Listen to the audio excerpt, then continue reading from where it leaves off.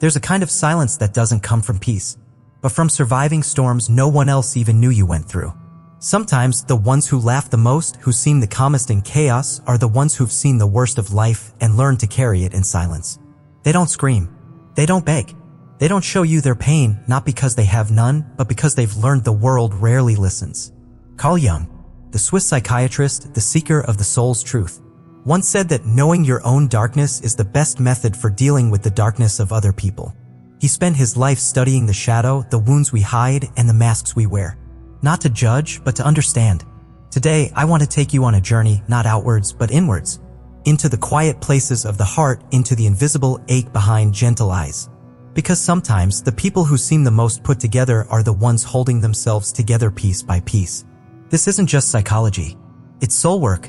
It's the sacred act of seeing another person fully beyond their surface. So let us begin, not by fixing or analyzing, but by witnessing. Let us listen. Not to the noise, but to what the silence is trying to say. Section 1. The quiet ones. The quiet ones, they're not quiet because they have nothing to say. They're quiet because life has shown them the weight of words. And how often words fail. Silence for them is not emptiness. It's a sanctuary, a shelter they built after storms of misunderstanding, betrayal, and hurt. Carl Jung once said, knowing your own darkness is the best method for dealing with the darkness of other people. The ones who've suffered deeply often see things others miss. A slight shift in tone, a flicker in the eyes, the way someone forces a smile. Pain makes them observant, like survivors reading the weather of human emotion. They don't speak much because they've learned. Words can't mend what's been shattered, can't erase what's been burned into memory. And so they retreat, not into loneliness, but into listening. Deeply. To themselves. To others. To the space between words. Have you ever kept quiet? Not because you had nothing to say, but because you knew no one would truly understand if you did? Section 2. The masks they wear. Carl Jung spoke of the persona, the face we show the world. It's not who we are, but who we've learned to be, so we can survive in a world that doesn't always welcome our truth. People who've suffered deeply often wear many masks. The strong one who never breaks, the funny one who hides pain behind a laugh, or even the cold one who keeps distance to avoid further wounds. These masks, they are not lies. They are shields. Survival tools crafted from experience, from necessity, from the aching need to protect what's left of a tender soul. Imagine a cracked mask held together by a thread of hope. Not perfect, not whole, but still worn every single day because taking it off feels too dangerous. Because underneath it all is someone real. Someone who remembers how it felt to be broken without warning, to be misunderstood, to be exposed and unseen all at once. What mask have you learned to wear? And who are you when no one's watching? Section 3. Sensitivity as a superpower. The ones who have suffered the most, those whose hearts have cracked beneath the weight of pain, often develop a rare and beautiful gift, an extraordinary sensitivity to the suffering of others. Their wounds have opened their eyes and ears to things most cannot see or hear. Pain, though cruel, cultivates empathy. It sharpens the soul's antenna, tuning it to the silent cries, the hidden bruises, the unspoken sorrow carried by strangers walking beside them. Those who have been deeply hurt often become what I like to call emotional detectors. They sense shifts in mood, shadows behind smiles, tremors beneath calm voices because they have felt those same tremors themselves. Carl Jung said, "The wounded shall be your healers." It's as if the soul remembers its own pain and finds its calling in helping others find their way through theirs. This isn't a choice made lightly. It's a deep, unconscious pull. Sometimes they step naturally into roles. A friend who listens without judgment, a counselor who understands without explanation, or even a stranger who offers kindness in a moment when no one else does. There's a story I hold close. A quiet man sees a child crying alone on the street. Without a word, he kneels beside her, gently offering comfort. You see, he once was that child. Unseen, unheard, and deeply hurting. Some people don't save others because they were trained, but because no one saved them when it mattered most. Their own survival turned into a profound mission to be the saving light for someone else. Section 4. The inner battle.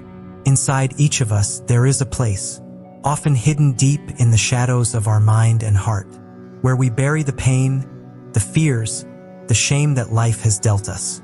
Carl Jung called this place the shadow. It is not a dark monster to be feared, but a silent part of ourselves that holds the stories we refuse to face. For those who have suffered deeply, Healing does not come from running away or ignoring this shadow. It begins when we turn to it, when we allow ourselves to see what has long been hidden beneath the surface. Jung wisely said, "One does not become enlightened by imagining figures of light, but by making the darkness conscious." It's a reminder that true healing starts not with escaping pain, but with shining a gentle light on it. Many live behind walls of avoidance. Denial can feel safer than confrontation. But those walls, no matter how high, are built on shaky foundations of fear and silence. The hard work of acceptance, though painful, is the doorway to freedom. So take a moment now. Ask yourself, what part of you have you been avoiding the longest? What story, what pain, what truth have you hidden away, afraid to meet it face to face? Section 5. Individuation, the return to wholeness. Becoming your true self is not about creating something new or escaping your past, but about gently peeling back the layers that life's hardships have placed over your essence, revealing the person you were before the wounds began. This journey Carl Jung called individuation, a sacred return to wholeness by embracing every part of yourself, both the light and the shadows. Those who have endured deep suffering carry within them the seeds of profound transformation. It is not in spite of their pain, but because of it, that they have the capacity to grow into wisdom, compassion, and authenticity that few others can reach. The quiet survivor, often unnoticed, walks a hidden path toward becoming deeply wise and authentic. A soul who no longer runs from their brokenness but uses it as the foundation to build a life of truth and peace. Imagine what it would mean for you to live without hiding, to shed the masks and stop apologizing for your wounds, to stand in your full truth with courage and grace, knowing that your scars are part of your unique beauty and strength. So I ask you, what would it truly mean for your life if you allowed yourself to come home? Not to a new identity, but to the original self you forgot along the way. What freedom, what peace might you find there? Section 6. The gentle ones. The ones who have suffered deeply often carry within them a tenderness that is rare and precious. A kindness not loud or showy, but quiet, patient, and unwavering. The kind of love that moves gently, like a soft breeze that touches your soul without asking for anything in return. This quiet strength is not about grand gestures or dramatic acts. It is the courage to simply be present, to sit beside someone who is hurting, to offer a steady, compassionate presence that says, "I am here with you, no matter what." Sometimes the greatest power comes not from words or actions, but from stillness. A calm harbor in the storm where pain can be held gently and allowed to soften over time. This kind of love does not rush or demand. It heals by simply existing alongside the broken pieces.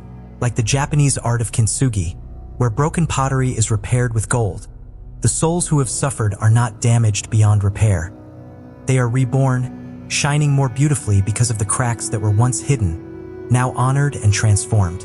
It is this gentle love, born of pain and resilience, that reminds us all of the power in softness. A power that heals quietly but deeply, and that teaches us how to love not in spite of our scars, but because of them.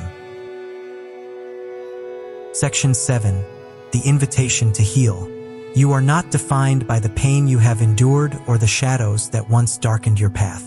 What happened to you is a chapter, not the whole story, and it does not determine the fullness of who you are capable of becoming.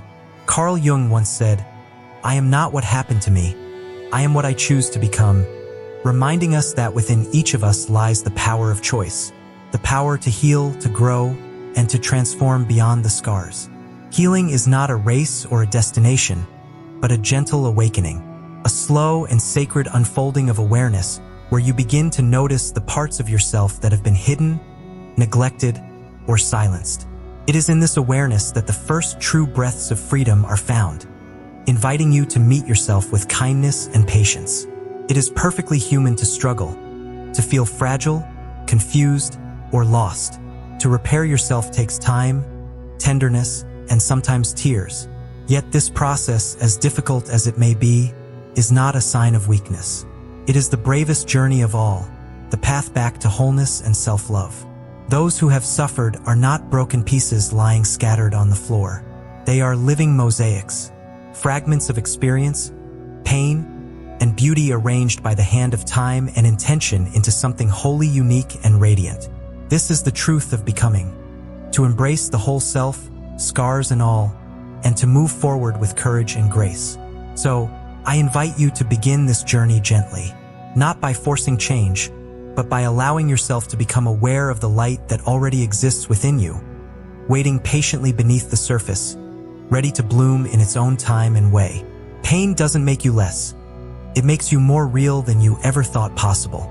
It strips away the masks, the pretenses, the walls, revealing the raw, beautiful truth of your existence. It is in this realness, this honest meeting with your own soul, that the seed of healing takes root and begins to grow, slowly but surely, toward the light. When you become real, when you embrace every part of yourself, even the parts that hurt, you step into a space of true freedom. A space where healing is not a distant dream, but a living reality unfolding with every breath you take. If you've ever walked through deep pain, if you've ever felt the weight of loneliness or silence, please know that you are not alone. Your story matters. Your voice matters. Sharing your journey can light the way not only for yourself but for others who walk a similar path. I invite you to share your story below, to let others hear your courage and resilience. Together, we create a space of compassion and understanding where healing can thrive and spread like gentle ripples across a quiet lake. Subscribe to walk this journey of healing and self-discovery alongside us, where every step is honored and every moment of growth is celebrated. Here, you will find a gentle guide and a welcoming space for your soul's unfolding. And if you know someone who needs this message, someone quietly carrying their pain in silence, pass it on. You may be the light that helps them begin their own healing, reminding them that even in darkness, they are not alone.